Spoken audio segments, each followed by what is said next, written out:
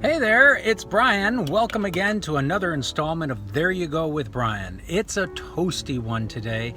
I am actually sitting right here at the corner of Irving Park and Clark Street in Chicago.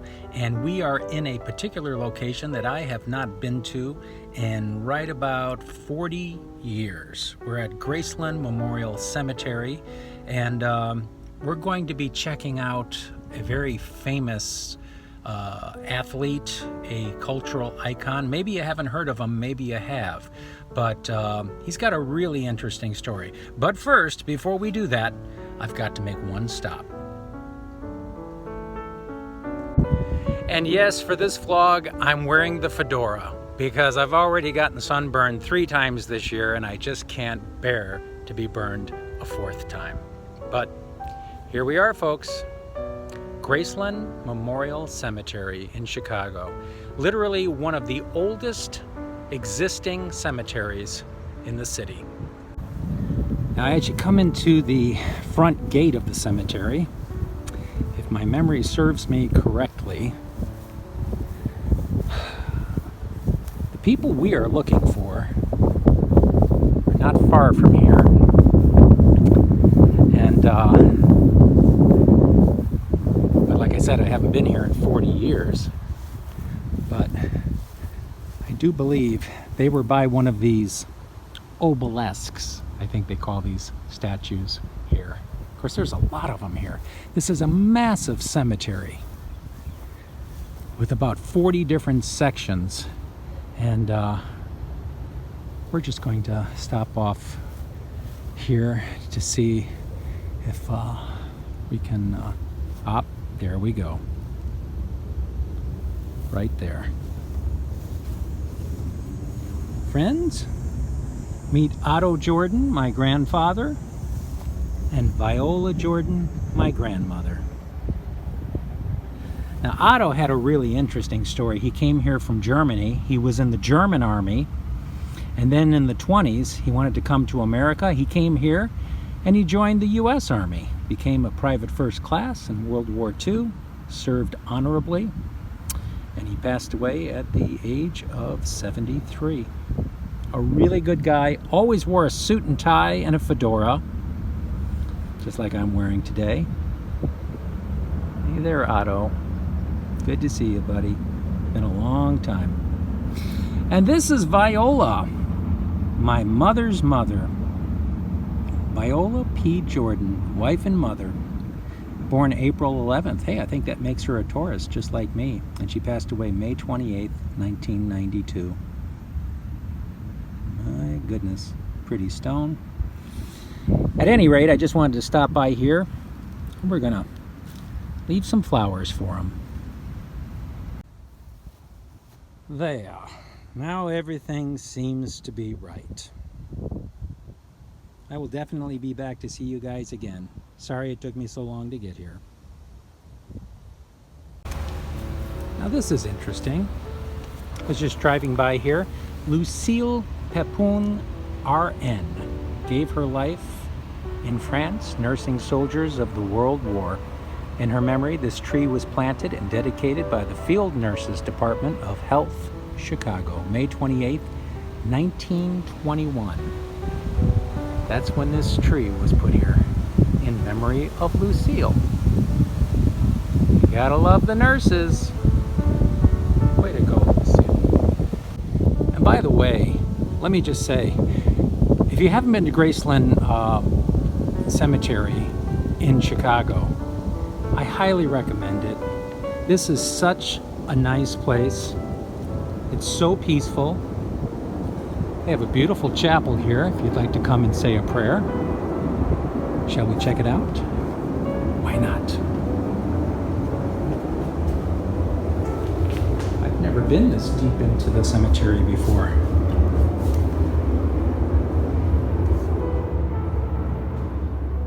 You can hear the L train behind me. That L train was well, they had a stop that they used to make here back in the late 1800s when they built this place, where people could come from downtown Chicago and visit their loved ones here in Graceland. It's really cool. But look at this. Is this beautiful? I had no idea there was a chapel here quite like this. The fly is enjoying the chapel. Hello, fly. We'll leave him alone. I think he's praying. What a beautiful spot, though. And, you know, they're so nice here. If you're looking for someone like we are, they give you a map. Oh, sorry, that was the door closing. And they're so helpful here. They even told me that they really enjoy having people come here. Just, you know, if you're a history buff or you like to take a walk. They encourage people to take health walks through the cemetery. Joggers, you can ride your bicycle. Please be respectful, though. No loud music or anything here. This is such a lovely spot to come to just reflect on the meaning of life.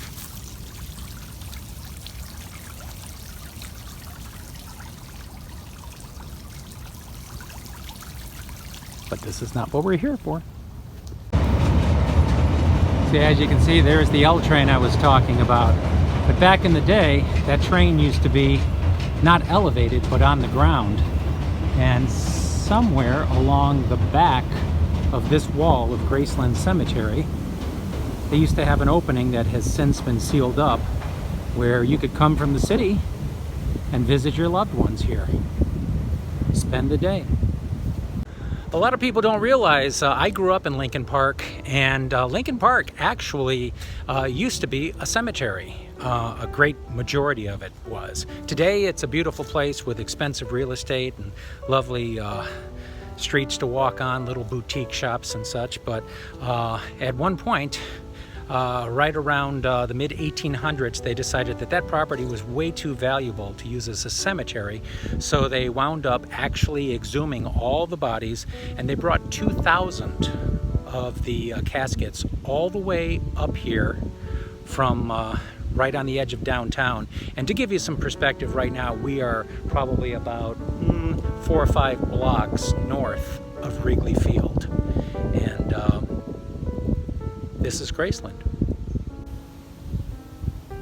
You can tell a lot of these markers and mausoleums are actually really, really old. I mean, if you were anybody in Chicago, you were buried here. They've got Philip Armour, who started the Armour Meatpacking Company, Louis Sullivan, George Pullman from railroads, Daniel Burnham, Marshall Field, the department store fame, and of course, they've also got baseball great, Mr. Baseball, Ernie Banks. But in this very quiet, unassuming back portion of Graceland Cemetery, we are coming here to see this man. You may know him, you may not know him, but this is Jack Johnson. And apparently a lot of people know him because he's had a lot of visitors. He was the first black heavyweight champion of the world. Very interesting. I'm guessing that the little vintage racing car there is there for a reason, because the reason that Jack Johnson passed away was because he was in a car accident. And how did he wind up here in Chicago, though? Because he was originally from Galveston, Texas. John Arthur Johnson was born March 31st, 1878.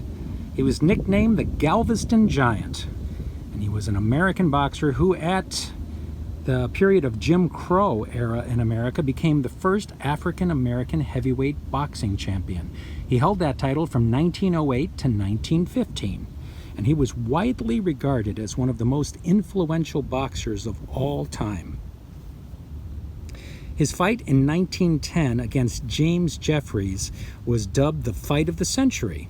In 1912, Johnson opened a successful, luxurious Black and Tan.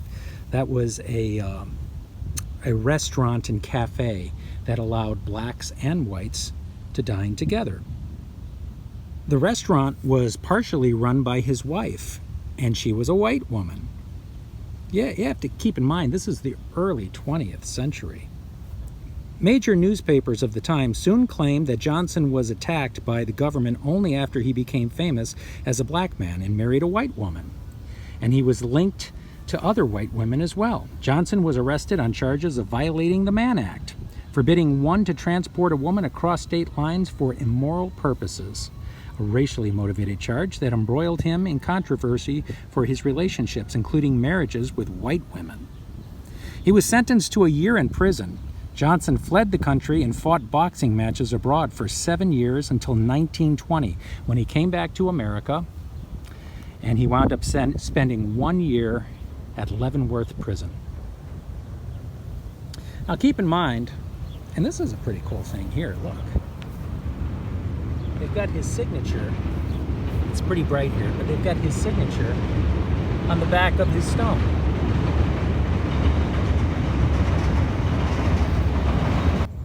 Now you've heard the term "it's complicated" when people try to explain their relationships. Well, Jack Johnson might have been one of the first people to ever use that term, because his relationships were very complicated. He took a lot of flack from the white community for dating white women, but he also took a lot of flack from the black community for dating white women. But he said it's commonly accepted that he was married 3 times. But he says he was married a 4th time, and he was married back in Galveston, Texas, to a black woman, and he also got into a heavy relationship with a black woman. He said they broke his heart, and he swore to himself that he would never date a black woman again. So after that, he only dated white women, and eventually only married white women. Now, a lot of people thought that Johnson had a right to be angry at white people, but that's not how he saw it. He said back in Galveston, most of his friends were white. And he said he would play with them, he would go to school with them, he would go to their house, and they would feed him milk and cookies. And he never looked at himself as anything different than what he was, just these people's friends, and they always treated him really well. So he never had any animosity towards white people in that regard until he got older, and then some people started treating him differently. Now, being from Galveston and then dying in North Carolina, you may ask, how did Jack Johnson end up here in Chicago? Well, it was all because of a woman. Her name was Etta. He was married to her, and she was a well-to-do socialite here in the Chicago area. Now, it's pretty well documented that Etta really loved Jack, and I think Jack loved Etta too. It's just that with the fame and fortune, and throwing a little bit of drinking and some womanizing by Jack, that's pretty well documented, it made it very difficult for Etta to stay married to him. She eventually got so depressed that she tried to kill herself twice, and eventually on the 3rd time she was successful when she shot herself with a pistol. Hold your horses right there. Just 1 second. Okay, so normally I do some preliminary research before I do these videos, and that's exactly what I did for the Jack Johnson video.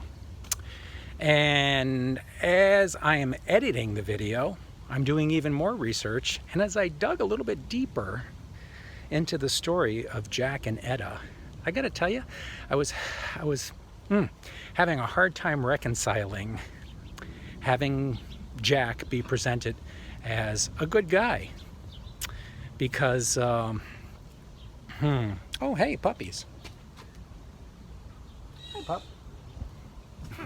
Okay, just trying to break things up a little bit. So I try not to get too heavy with these videos, but at the same time, the more I dug into the story of Etta and Jack, I realized that Jack was not a very good guy. Towards the end of the year in 1910, he was so incredibly jealous of Etta that he hired a private investigator because he thought that she was having an affair with his chauffeur, which she wasn't. He was wrong, but that didn't slow down his jealousy in any way. on Christmas Day of 1910. He literally beat the crap out of her so bad that she ended up spending 3 days in the hospital. That's a tough one to work your way around. And the more I dug into it, I found that there were many other instances where he whacked her around pretty good. I normally, I don't want to misrepresent things historically, but at the same time, I don't want to do a grave disservice to Etta, because in so many places that I look on the internet, they seem to say, yes, he cracked her around a bit, but she had emotional issues to begin with. And I'm sorry, that's not okay. So anyway, I just felt like I had to kind of stop this vlog in the middle in the editing process, take a little walk over here in Jefferson Park by the Forest Preserve, kind of chill out and just try to do some justice to Etta, because yeah, I know Jack Johnson was the first black heavyweight boxing champion in the world, yay, but at the same time, beating the hell out of your wife on Christmas Day, on that I cannot abide. So even though this is not exactly the way that I wanted to end this vlog, I just could not reconcile the narrative that was going there, because I really thought that this was just your straight up typical dysfunctional romance where people were getting into drama, as the kids say. But this seemed to be a little bit more abusive than that.